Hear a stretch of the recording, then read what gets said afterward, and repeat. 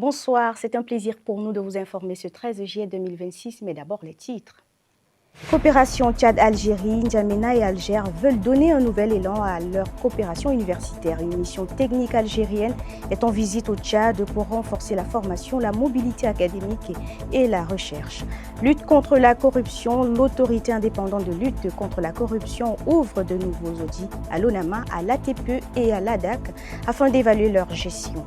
Et puis en culture, l'écrivaine Haché Adoum Ouroumi présente son nouvel ouvrage « Seul mais invisible », un livre qui met en lumière ceux que la société oublie. Nous vous le disions à l'entame de cette édition, renforcer la coopération universitaire entre le Tchad et l'Algérie, c'est l'objectif d'une mission technique du ministère algérien de l'enseignement professionnel reçue ce jour par le ministre tchadien de l'enseignement supérieur, de la recherche scientifique et de la formation professionnelle, Dr Sitak Yambatina Beni. Les deux parties ont engagé des échanges sur les mécanismes de formation, de mobilité académique et de développement des études supérieures. Le point avec Pafing Djonré-Omer. Faisant suite aux accords signés entre le Tchad et l'Algérie il y a 2 mois, dans la volonté affichée des deux parties à les traduire en actions dans divers domaines et précisément dans les études universitaires, le ministre de l'enseignement supérieur, de la recherche scientifique et de la formation professionnelle, Dr Sitak Yambatina Beni, a reçu la mission technique du ministère algérien de l'enseignement professionnel avant la tenue d'une grande rencontre de travail avec ses collègues tchadiens. Pour l'ambassadeur de l'Algérie au Tchad, Faisal Djaouti, la rencontre entre les universitaires tchadiens et algériens est plus axée sur la formation. Le socle de tous ces accords consiste en la formation, comme vous le savez, la formation professionnelle et l'enseignement supérieur, dont l'Algérie était et sera toujours le pivot de l'accompagnement des efforts de développement de notre pays, du pays frère le Tchad.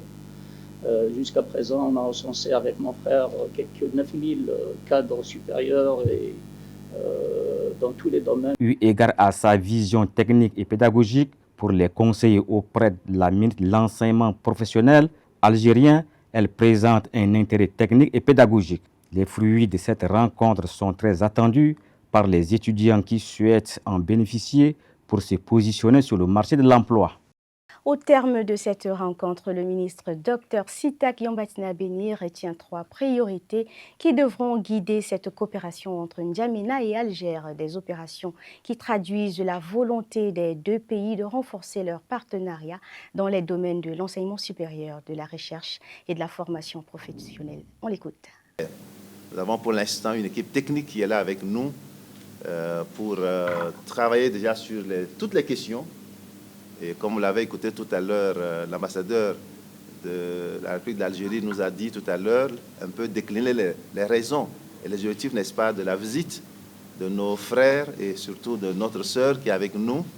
C'est que tout ça va être concrétisé à un haut niveau. Et la troisième raison, je pense, qui nous réunit ce matin, c'est la déclinaison, on va dire, pratique de tout ça. Et nous sommes des serviteurs, je pense, mon frère ici et ma soeur à côté, nous sommes des serviteurs. Et donc, nous sommes là pour mettre en œuvre ce que les deux présidents ont décidé pour nos deux États, mais également pour nos deux peuples. Et c'est pour ça que ce matin, nous nous réunissons pour voir dans quelle mesure nous pourrions concrètement faire avancer la formation professionnelle pour le bien, on va dire, le bien-être, n'est-ce pas, de nos populations. Après plusieurs semaines de réflexion, le comité chargé de la réforme de la Société tchadienne des OSTE a officiellement remis les conclusions de ses travaux au ministère de l'Eau et de l'Énergie. Ce lundi 13 juillet 2026, ce rapport formule des recommandations destinées à améliorer la gouvernance, les performances et la qualité des services de l'entreprise publique. Les détails avec Marilyn Tchatradila. Après plusieurs semaines de réflexion et d'analyse, le comité chargé de la réforme de la Société tchadienne des eaux a remis la synthèse de son rapport au ministre de l'Eau et de l'Énergie, Passalé Kanab et Marcel. Ce document présente les principales conclusions des travaux menés par le comité ainsi que des propositions visant à améliorer la gouvernance, la gestion administrative et financière, les performances techniques et la qualité des services à fournir aux usagers. Premièrement, la mise en place dans des délais convenables d'un comité de suivi de la réforme du secteur de l'eau pour évaluer périodiquement l'état d'avancement de chacune de ces 3 phases que je viens de citer de la réforme et qui doit rendre compte à qui des droits. En recevant ces rapports, le ministre a salué les efforts consentis par les membres du comité. Il a rappelé que la réforme de la STE constitue une priorité du gouvernement dans le but de garantir un accès durable et équitable à l'eau potable pour les populations. Ce rapport que je salue avec force n'est pas le fruit du hasard. Il est le résultat du travail d'équipe exceptionnelle menée tambour battant pendant 80 jours seulement. Les recommandations formulées devraient servir de feuille de route pour engager les réformes nécessaires, renforcer les capacités de l'entreprise et améliorer la qualité de la desserte en eau à travers le pays. Cette remise du rapport ouvre ainsi une nouvelle phase, celle de l'examen et de la mise en œuvre progressivement des recommandations, afin de faire de la Société tchadienne des eaux un établissement plus performant, capable de répondre efficacement aux attentes des citoyens. L'autorité indépendante de lutte contre la corruption, AILC, intensifie ses contrôles dans les établissements publics. L'institution a lancé de nouvelles missions d'audit à l'Office national des médias audiovisuels, ONAMA, à l'Agence tchadienne de presse et d'édition ATPE, ainsi qu'à l'autorité de l'aviation civile du Tchad, ADAC. Annoncé le 9 juillet dernier, ces opérations visent à évaluer la gestion administrative, financière et opérationnelle de ces structures dans une démarche de promotion de la transparence et de la bonne gouvernance. J'y arrive. Les explications avec Fantasui.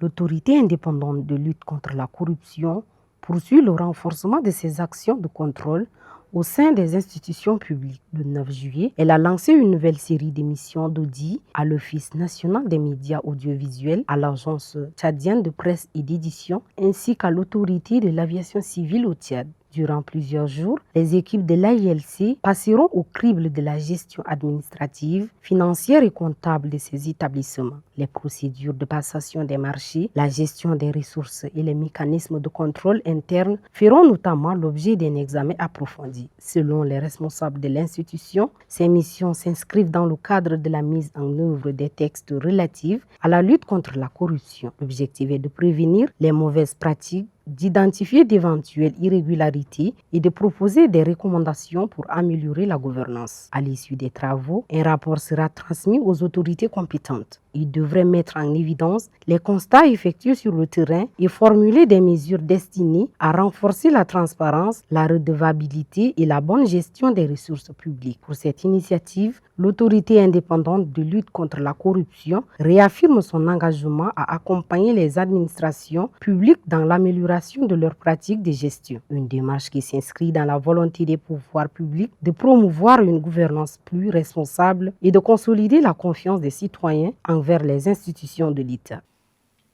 Le coordonnateur de l'Union nationale des commerçants du mouvement patriotique du salut a animé ce lundi dans le 2e arrondissement de N'Djamena un point de presse consacré à la mobilisation autour du 3e recensement général de la population et de l'habitat. Cette rencontre visait à sensibiliser les éleveurs et les populations nomades sur l'importance de leur participation à cette opération nationale. On écoute le coordonnateur Mamad Saleh Abdelbelil.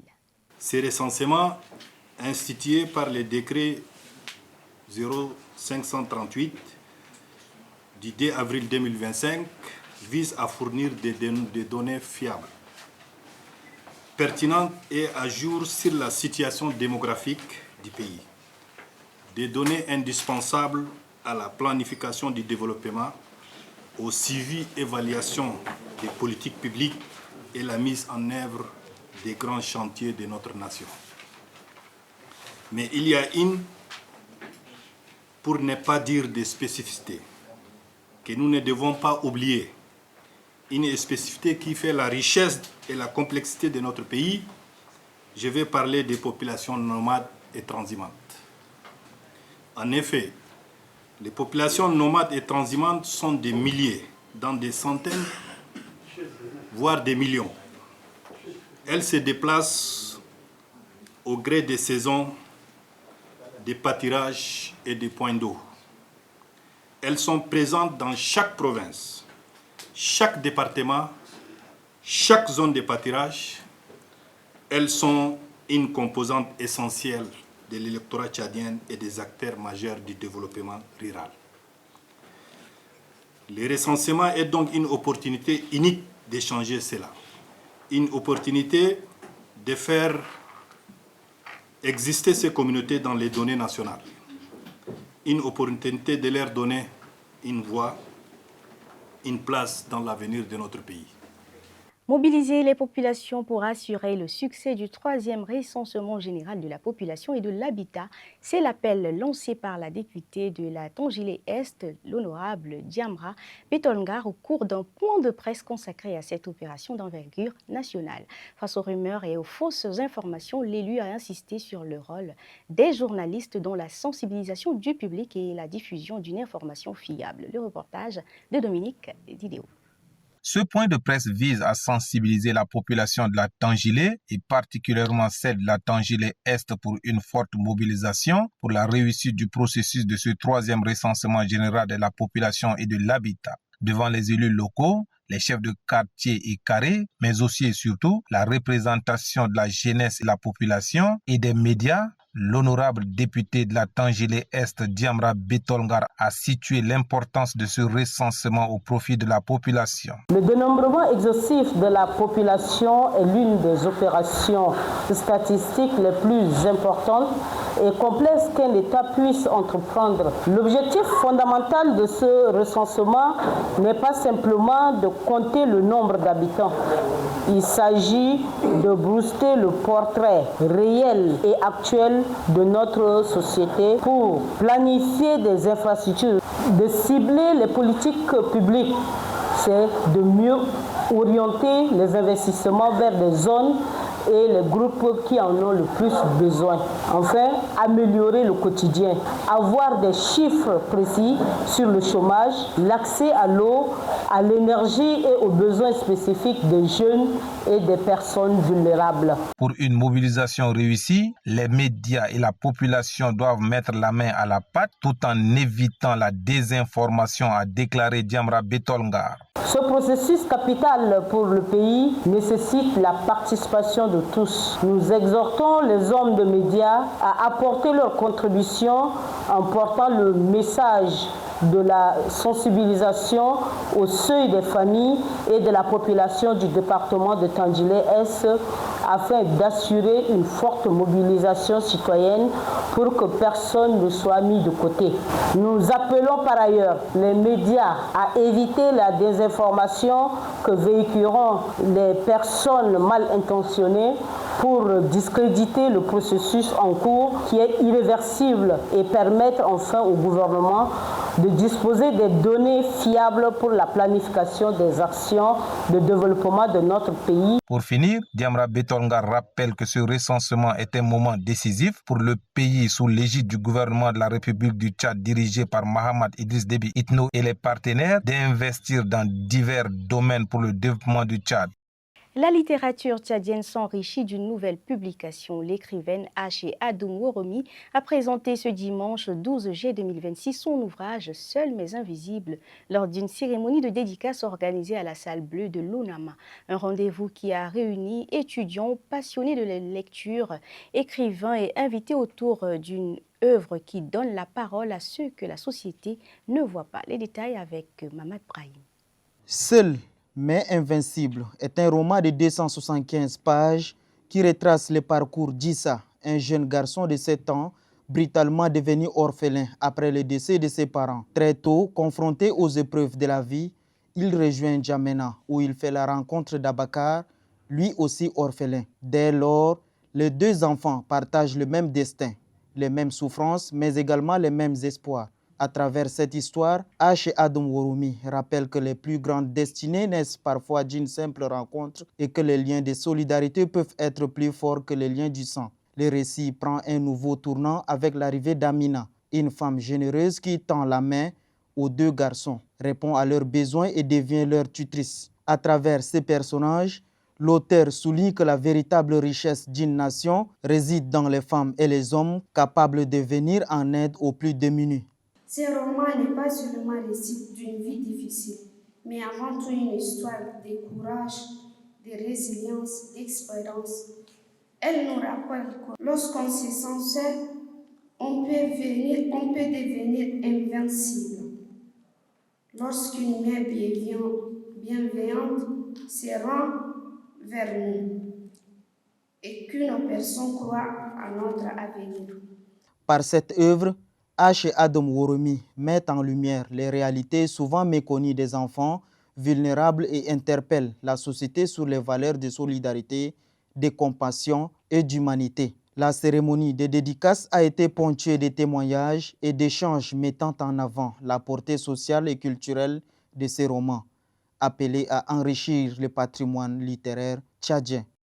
À l'international, l'espoir s'emmenuse au Venezuela. Près de 20 jours après les violents séismes, les recherches se poursuivent dans les décombres pour retrouver les victimes encore disparues. Au Nigeria, le soulèvement des familles après la libération des élèves enlevés dans une école de l'État d'Oyo. Enfin, la tension franchit un nouveau palier au Moyen-Orient. Les détails avec Darbawa Yolande.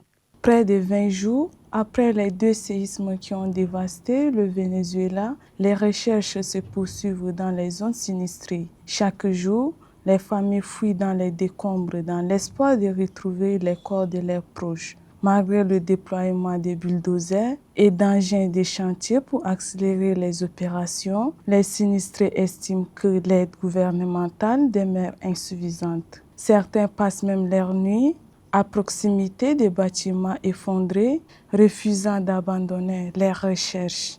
Au Nigeria, c'est un immense soulagement pour les familles des élèves enlevés dans une école de l'État d'Oyo au sud-ouest du pays. Après près de 2 mois de captivité, les enfants ont été libérés et sont progressivement réunis avec leurs proches.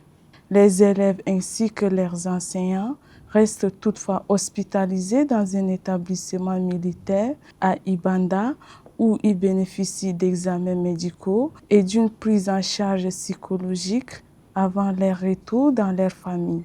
Au Moyen-Orient, les tensions restent vives entre les États-Unis et l'Iran.